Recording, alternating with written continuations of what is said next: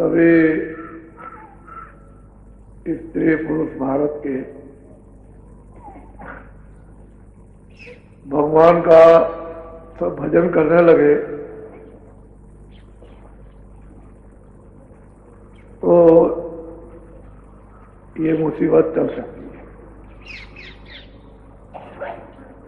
जो आगे आएगी मुसीबत से बचाव हो सकता है, क्योंकि मालिक के भजन से, उसके स्मरण चिंतन से मनुष्य के विचार नम्र, हृदय में दया, और मनुष्य सही काम करता है। उस समय पर प्रकृति कुदरत साथ देती है तो बरकत होने लगती है, और जब बरकत होती है तो घर गृहस्थी के काम सब खुशहाल समृद्ध हो जाते हैं। और जब से लोगों ने भगवान का भजन छोड़ा तो मन उनका कहीं, बुद्धि कहीं, आंख कान कहीं, चिंतन और वासना कहीं, कितना भी जोड़ तोड़ करते हैं लेकिन बहुत परेशान सब। असल में रास्ता जब छूट गया तो जब संतोष धन कर्म का चला जाता है तो कुछ नहीं रहता। कर्म के साथ संतोष, संतोष के साथ मालिक की दया, और दया के साथ बरकत मिलती है।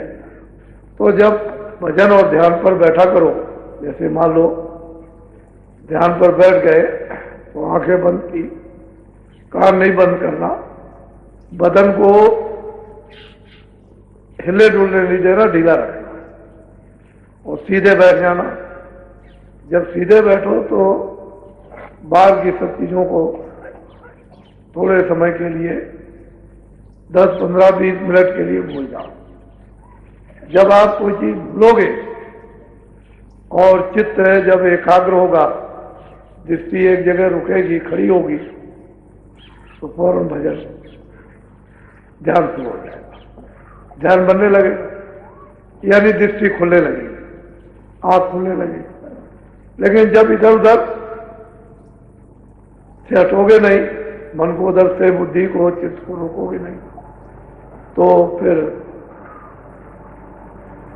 ध्यान नहीं बनेगा।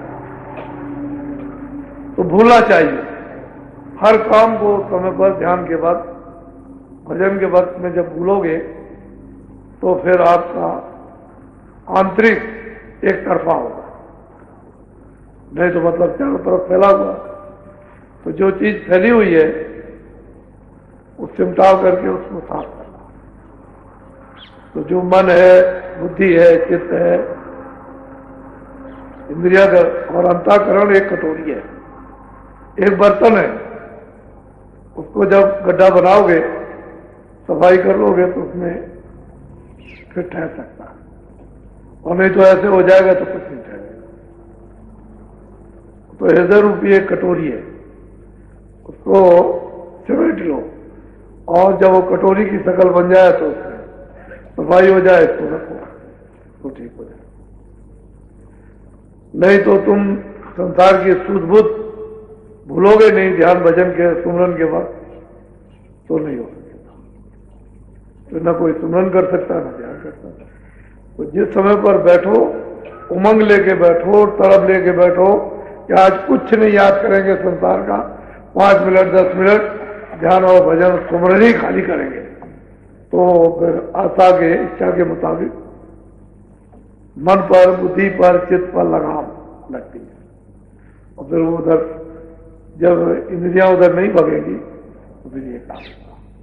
तब ये जीवात्मा का उसको सहयोग मिलता, और नहीं तो ये अकेली पड़ जाती है, कुछ नहीं करती। ये होना बहुत जरूरी है भजन ध्यान के वक्त में या सुमरन के वक्त में। ये बोलो जय गुरुदेव,